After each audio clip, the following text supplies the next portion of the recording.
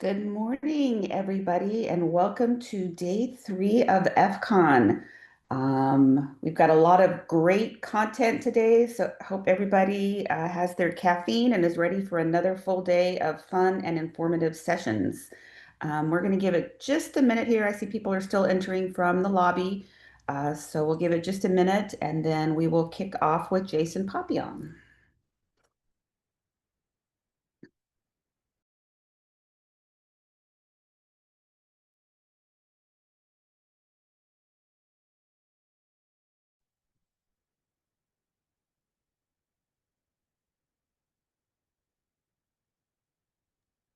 And Jason, I don't want to cut too much into your presentation time, but worked with Jason and several of his colleagues for a few years now. We've done a lot of great events together. Worked with him at the Cyber Circus Network, done some great events with them in Dallas, as well as our big event that we did at DEF CON this year with Len No, the world's first augmented ethical hacker. We're going to be having him on a little bit later today, so make sure you stick around for that.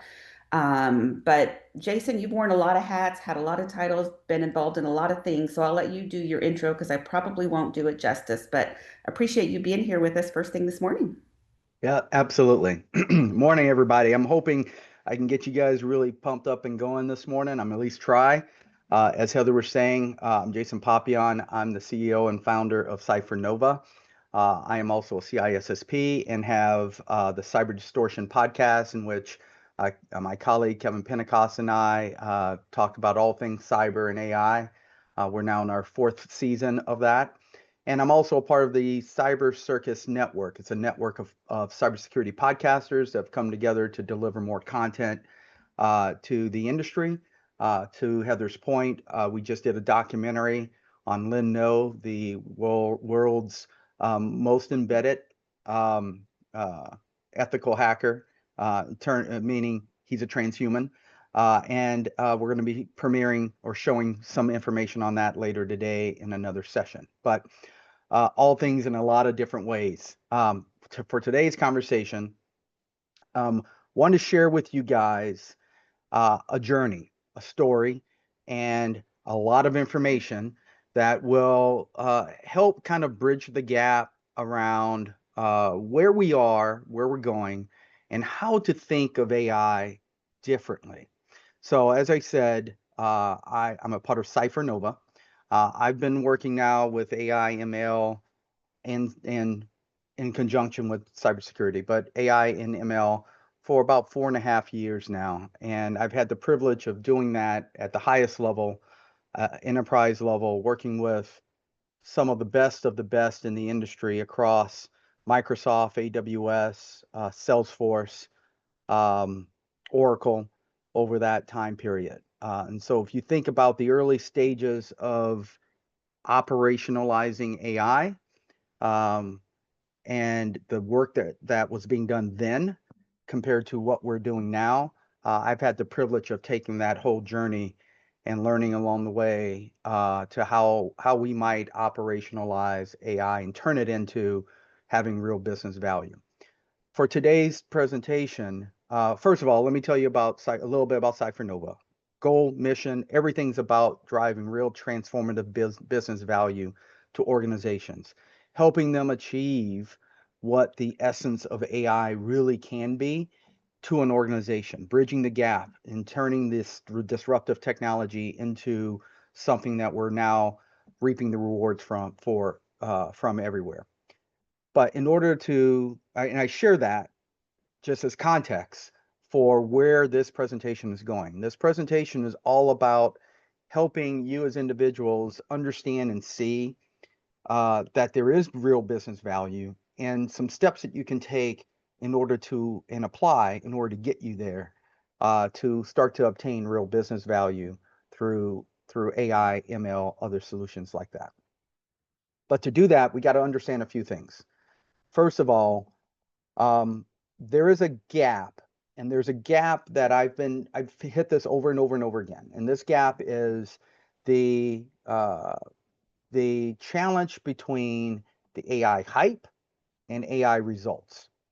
And so over and over again for 4.5 years, I've been dealing with this challenge, this gap. It's getting the decision makers over the hump of AI hype, which is what they're seeing all day, every day from social media and other platforms, to real AI results, which is where we want to be at. So this would be synonymous with other disruptive technologies that we've seen in the past, where they come online, everyone goes crazy. They're all like, oh, we got to do this, we got to do this, but no one knows exactly how to do it. Um, and so that's the first thing, getting past that gap of AI hype to AI results.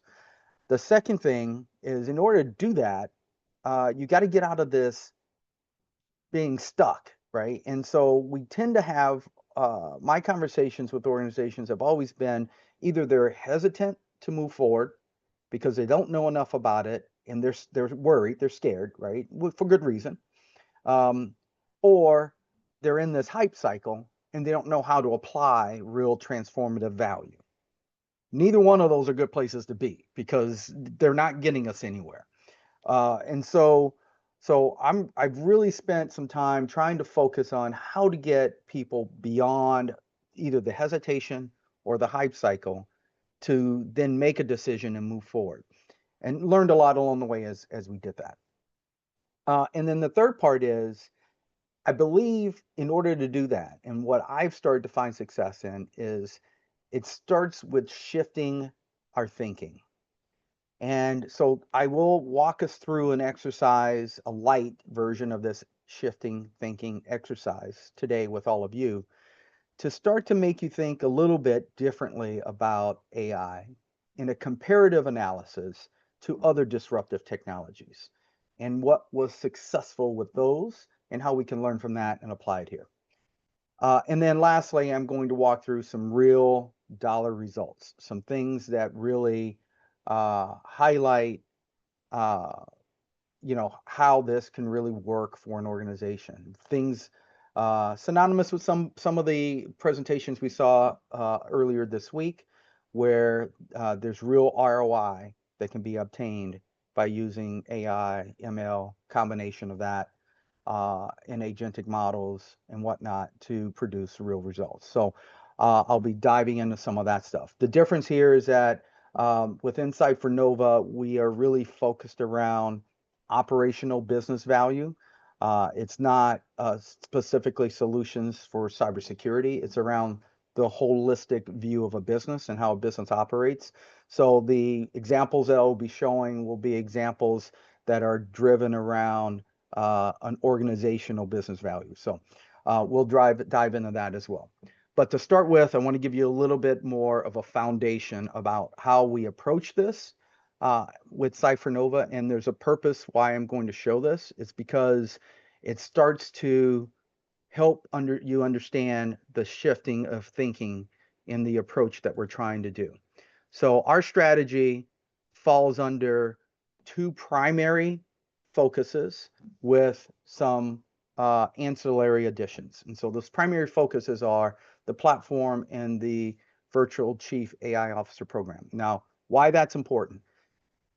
We believe you have to have a platform to solve this problem. You have to have a platform that you're working from to offer value to organizations. Now, why that is important is because we all know that AI is running down a number of different tangents. There's a model war that's happening. We don't know where this is going to land. This is so synonymous to early stage disruptive technologies where we started to see a lot of really cutting edge solutions. But where do you put your eggs? Where do you want to uh, uh, put your flag in the ground and say, this is what I'm going to go with? In terms of model delivery, there's so many dynamic things that are happening with models. You want to be a part of a platform that allows you to scale across whatever models your organization wants to support and build on. Um, that being said, I can't go to a customer and say, we're just going to build some things for you on OpenAI's platform or Anthropic's platform or Perplexity, whatever it might be, because then you're isolating yourself to a specific way that things are being done within the industry.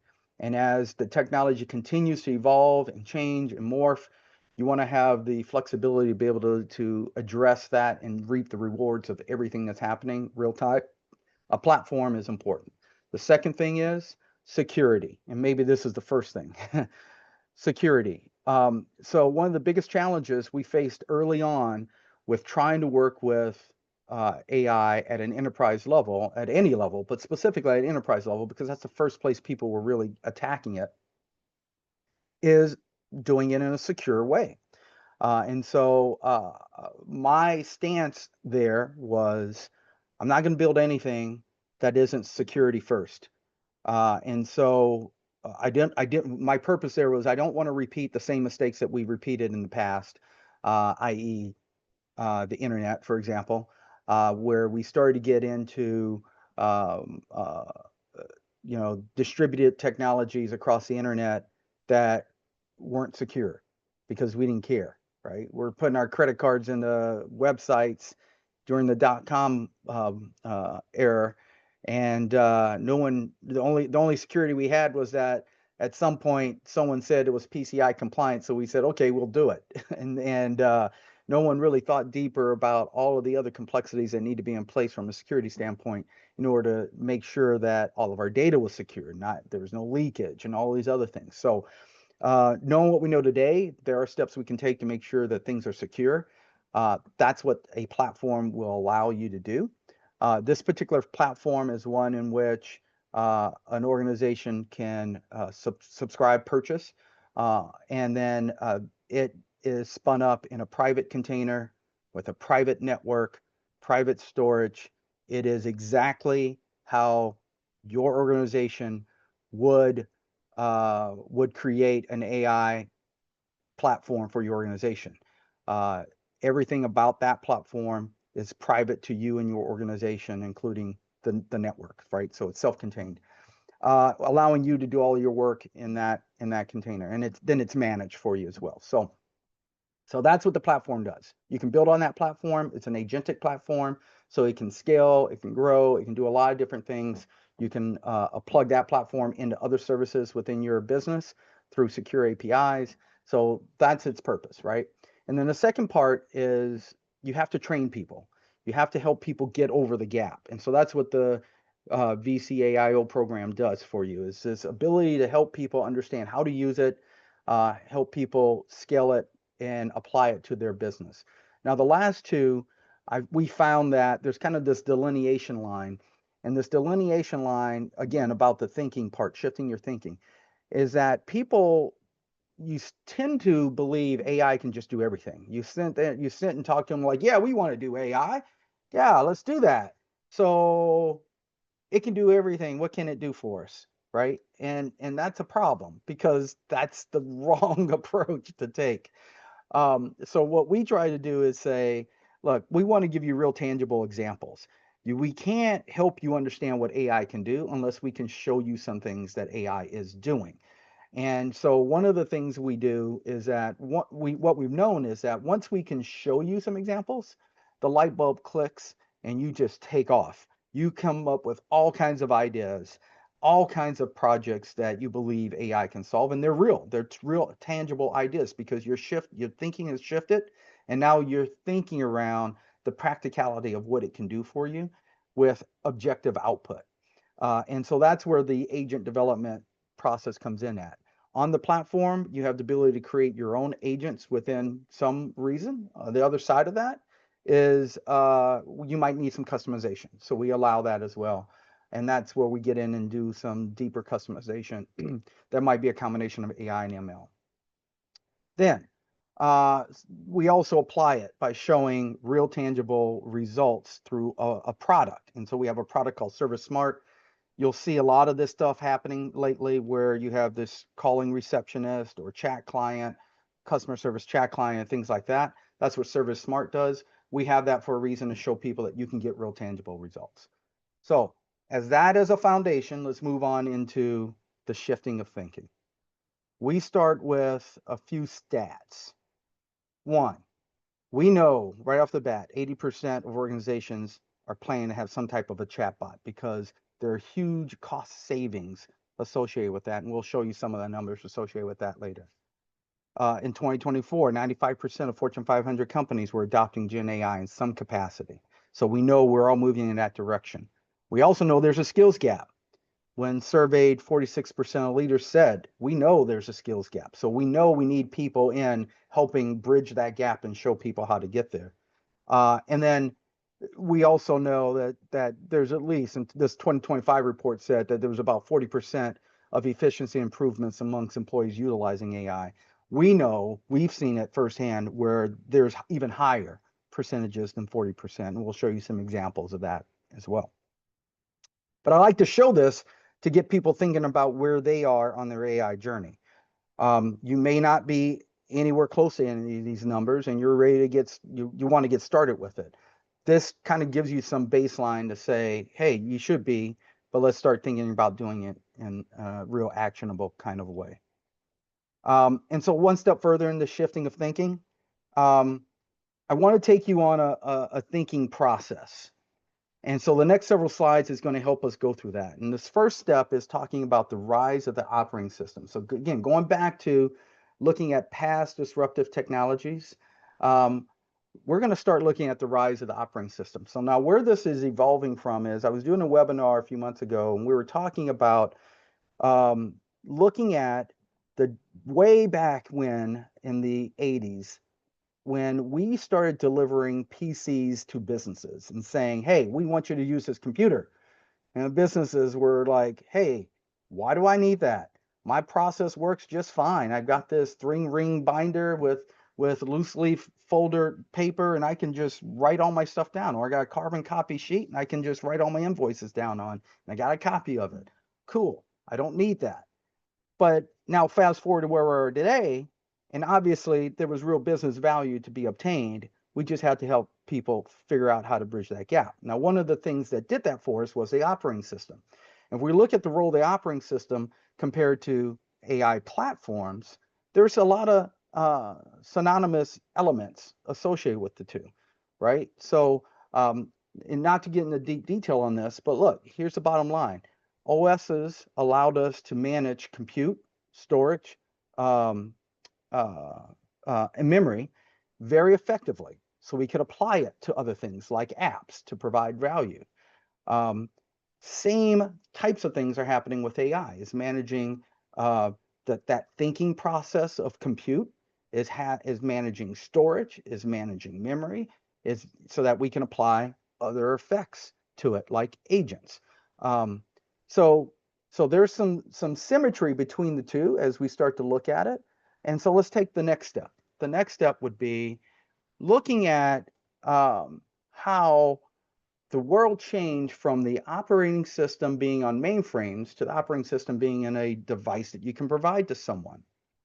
So when we walk through and look at things like going from a mainframe to the IBM PC, or having MS-DOS as an operating system built on a PC that you can provide to people, it allowed us to create applications like VisiCalc and Lotus 123 that ended up creating real business value. And in this case, I'm deriving that to the bookkeeper, and we'll reference this bookkeeper as we go through this exercise.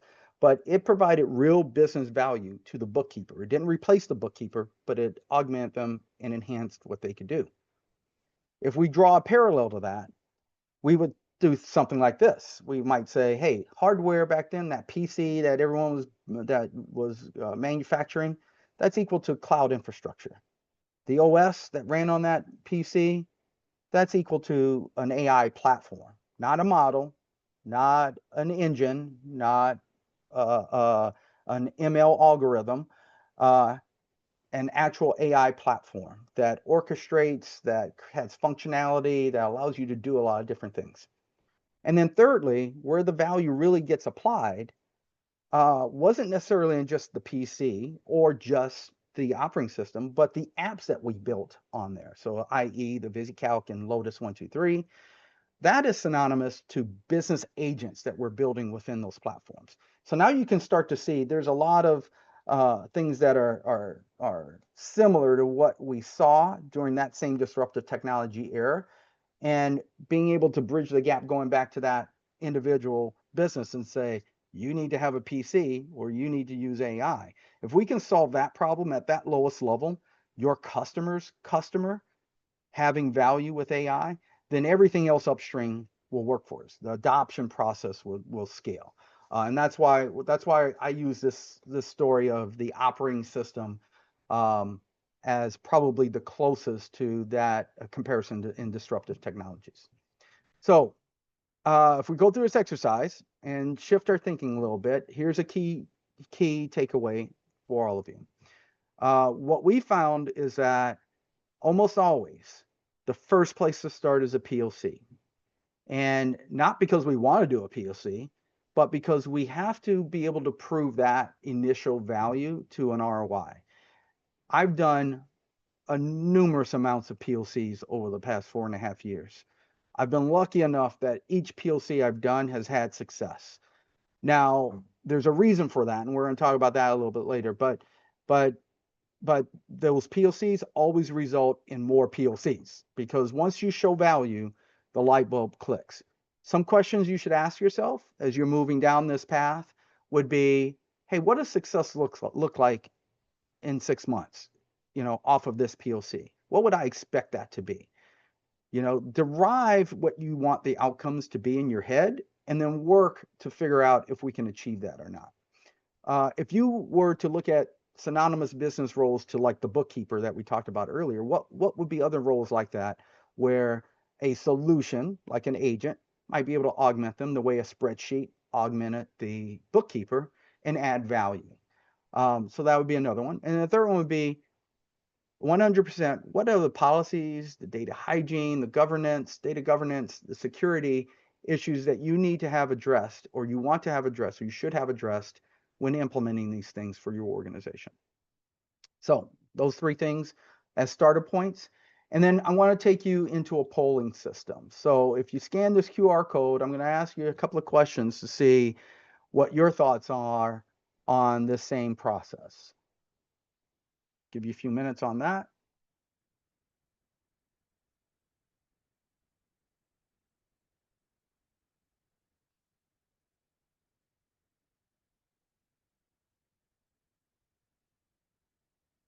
Okay, so first one, and you should see this now popping up. In the PC story, the OS enabled many apps to run on different hardware. In the AI analogy, what plays the role of the OS? Is it a specific foundation model instance? Is it an AI platform that manages models, data, agents, and governance? Or is it a single business application?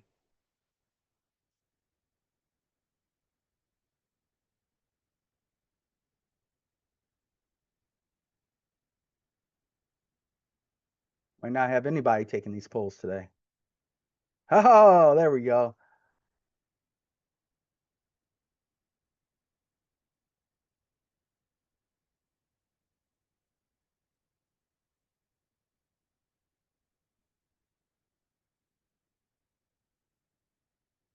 So it could be, right? It could be a foundation model instance, but a foundation model instance is very specific to a third party's implementation of the training of that model. And where scale really takes off would be in an organization's platform that was created and their ability to utilize these models and data and agents and add governance for an organization to really instruct how to get the output for an organization. So let's take the next one. What was the key business triggers that drove rapid PC adoption in offices, if you think back to that? Was it cheaper displays, a compelling business app, or network cabling?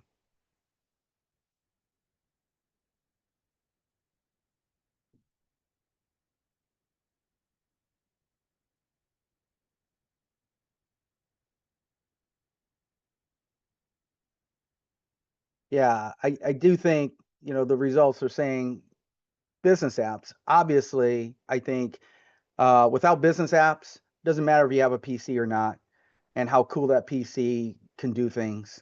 Um, it wouldn't matter. You can't apply it to an organization and give them real value. And the same thing with AI. If you don't have real actionable agents that can provide business value, it doesn't matter how much cool things AI can do for you, or what kind of videos it can create, or images it can throw out there.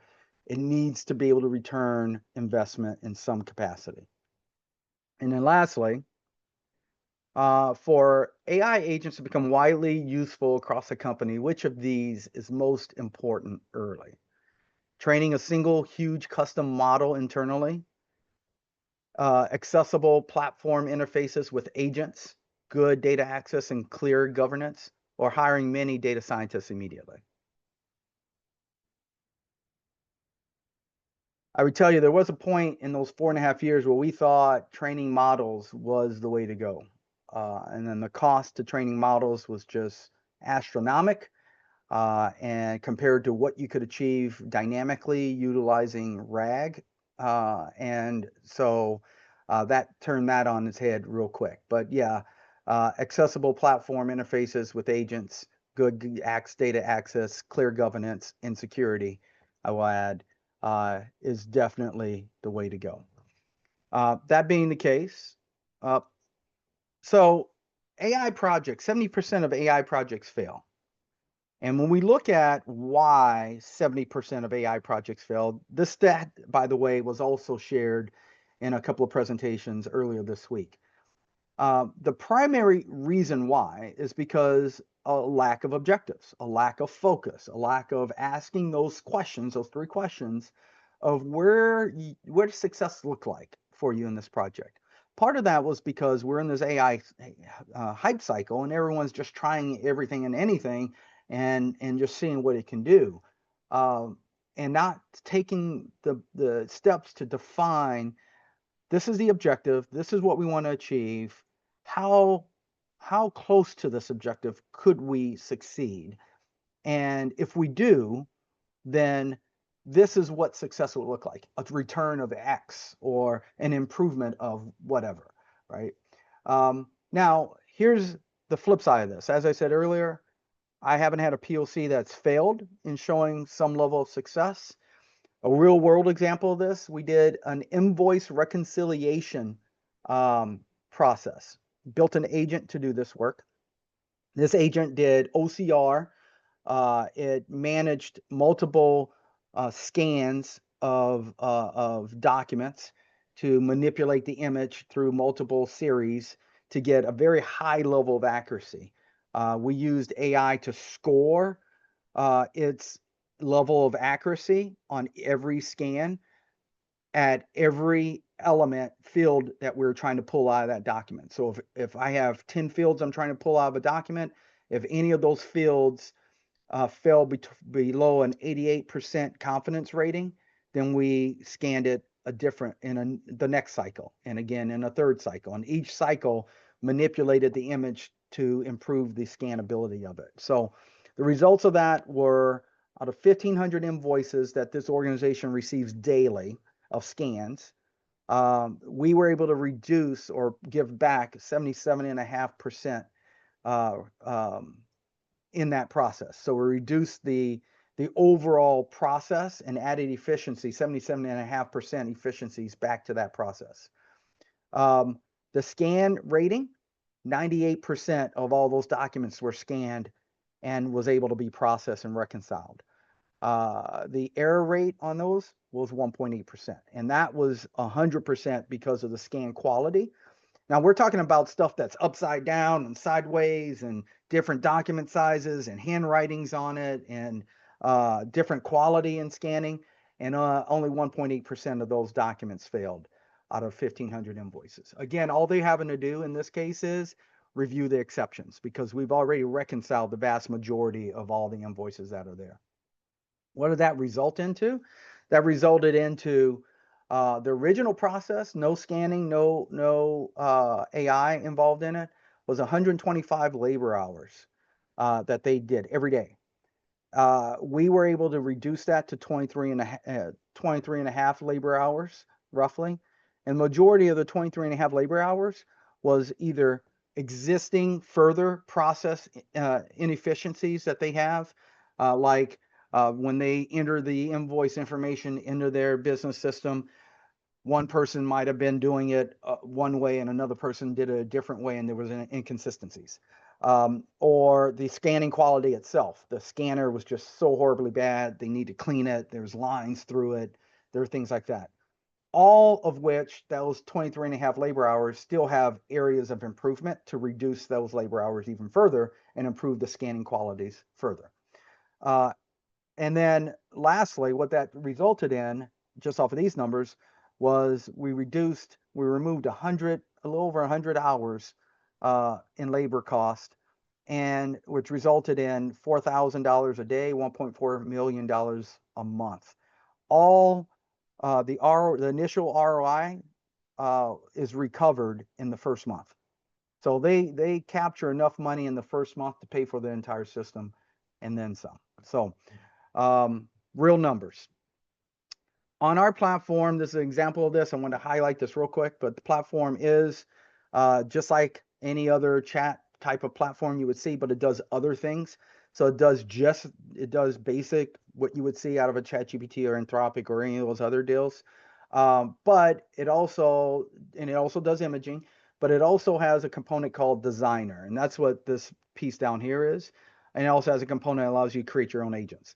What Designer basically does is that anything you could design in a web format to see in a web browser, you can design with Designer.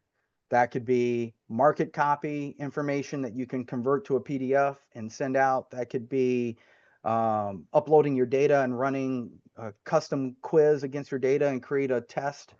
That could be creating websites, right? It could be anything you can imagine, you can build in Designer. And then either convert it, export the code and use the code, convert it to a PDF, convert it to a Word document, do a number of different things with it. So the ability to really enhance from a business operational standpoint, your ability to use AI at the end user level. This also does things like builds PowerPoint presentations on your PowerPoint deck or use your custom Word documents to build other market copy information with AI. But then it begs the question, and this is one that everyone kind of embraces at some point, the buy versus build. Look, if you're an enterprise organization, you're going to have a team of people already working on this stuff. What we've been able to do is basically create this AI in a box. And the purpose there is to bridge that gap in order to get the world to move from doing things one-off in insecure ways to getting people to start to do this in a highly secure way, safe way, right off the bat, but give them high value, right? And so if you're considering the build versus buy, you're going to have to think about, let's just talk about the build part. You're going to have to think about some basic concepts. So things like the secure by design model. Like you're going to have to think about, how do I create my own private network with a private container and private storage for everything I'm putting stuff in, and not just dumping it into some solution and hoping that their policies are good. The other one, second one is the output that you get depends, and it depends on things like a vector database, if you have embeddings, your search mechanisms, how you build search, how you build relevancy around the output of your search. We score all of our search so that if it's a hybrid search, that it has relevancy and only applies the relevant parts that were returned. And we do that also on all of our web searches. So the web, anything we pull off the web is also scored and applied. So you get highly actionable output with little to no, if any, hallucinations. So there's a lot involved in the build part to get really good actionable AI usage. And so that is an important piece to think about as you go down this path. It's not just connecting it to an LLM and running with it. We'll go over this real quick. This is only to support the fact that people identify AI usage when they see it working in an application. So we're currently building a secondary application in Service Smart that basically all it's doing is taking data and applying an AI advisor to it to help you understand the data better. And anytime you can show that and do that, it helps people understand, oh, okay, now I'm starting to see how AI can apply in other ways in my business. Maybe this advisor might apply into some other system that I have, and it will also be able to see the data and help me understand it. This system also does things like demand forecasting for sales or inventory levels or customer sentiment analysis, and it also has built-in OCR in it as well. Lastly, we talked about the 75.5% improvement on invoice reconciliation and that process and the numbers associated with that. I want to also tell you there's a 30% cost savings for chat clients, receptionist, support. That's a study that's already been out. We know that that's there, and we're actually seeing that in other ways. I want to show you one way that's applied to a dollar amount. So we did this for automotive industries. We balanced these numbers against two organizations that say, yep, that's 100% correct. When we look at if we were to identify one service center using an AI receptionist or chat client to support scheduling service calls, we can safely say at a very low number that it can produce 5 new repair appointments in a service center a week.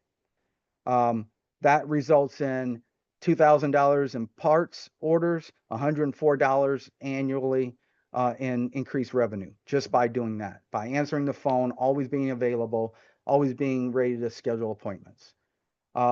You extrapolate that into 20 service centers now, and these organizations 100% agree with that. Extrapolate 20 service centers, you're looking at $620,000 a year in part sales.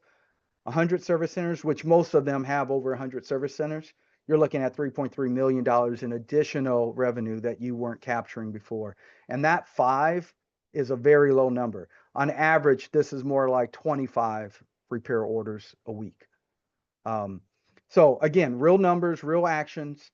This is stuff that AI agents are providing across the board, and it's the reason why AI is going to bridge the gap into business operations in the future. So with that, Heather? Hey, Jason, thank you so much. I appreciate that. Um, Anybody have any questions or chat or anything they would like Jason to answer this morning? Don't see anything posted in Q&A. I know we've got a lot of people joined on the live stream where they can't actually raise their hand and ask questions.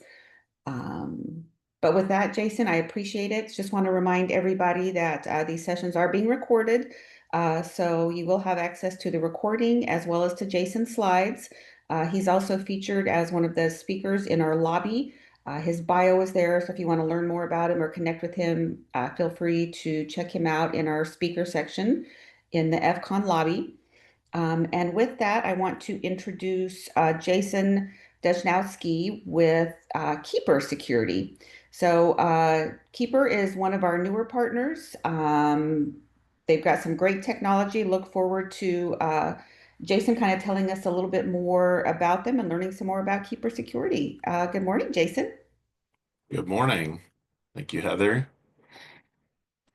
Yeah, I think in the spirit of AI for this morning's session is that I wanted to give a quick overview of Keeper as our solution stands today, and then jump into a quick demo of our AI capabilities. So if you're not familiar with Keeper, we are a PAM solution. We were historically a password management solution about 10 years ago, and then in the last year we moved into the PAM space. Really excited about Gartner's introduction of Keeper into the PAM Magic Quadrant this year. That just happened a couple weeks ago. So just at a high level, the PAM platform consists of several components. The first is the password management, which is on the left side. This is your historical, I'm ingesting modern and legacy credentials, secrets management for application development teams. Zero Trust Network Access is where we're securely accessing, remote desktop, SSH, VNC, Kubernetes databases through a secure session that is recorded with keystroke and and mouse activity. We also have a VPN replacement where remote browser isolation is also securely accessing like web applications, internet sessions. Recently, Keeper released some capabilities around endpoint privilege management. If you're not familiar with that, I'd love to go through it in more detail in the booth.